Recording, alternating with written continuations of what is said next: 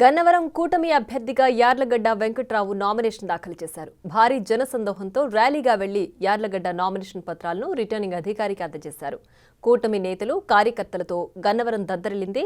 Nomination ర్యాలీతో అధికార party వెన్నులో వణుకు మొదలైందని యార్లగడ్డ అన్నారు. మండు టెండర్ను సైతం లెక్క చేయక తన నామినేషన్ కార్యక్రమానికి వచ్చిన ప్రతి కార్యకర్తకు ధన్యవాదాలు తెలియజేశారు. రానున్న ఎన్నికల్లో కూటమి ప్రభుత్వం అధికారంలోకి రావడం తథ్యమని ధీమా వ్యక్తం చేశారు.